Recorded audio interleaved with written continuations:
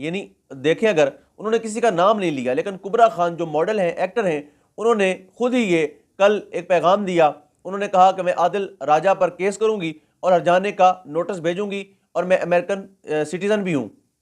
जिसके जवाब में राजा साहब ने कहा, बीबी देखें, आपने तो 3 दिन का टाइम दिया है कि 3 दिन में मुझे जवाब दें, वरना मेरे लॉयर आप पर केस करेंगे। उन्होंने कहा मोस्ट वेलकम, आप आए, पहले तो आप ये साबित करें कि मैंने आपका नाम कहां पर लिया। और आपने किसी वीडियो का जिक्र भी किया कि ब्लैकमेलिंग वीडियो मौजूद है, तो बीबी मैंने किसी वीडियो का कोई जिक्र नहीं किया और मेरे लॉयर ऑलरेडी तैयार बैठे हैं, उनसे मैंने बात कर ली है। अगर आप केस नहीं करेंगी तो मैं करूंगा आप पर केस, क्योंकि मैंने किसी का भी नाम नहीं लिया जो इनिशियल बताए हैं। उनके उसमें से कई नाम बन सकते हैं, कई 100 बन सकते हैं, कई हज़ार नाम बनते हैं ऐसे मॉडल्स के। और जो सोशल मीडिया पर एक मुहिम चलाई जा रही है, जस्ट जो 4 एक्टर्स को नॉमिनेट करके उनके खिलाफ एक मुनज़्ज़म प्रोपेगेंडा किया जा रहा है, और वो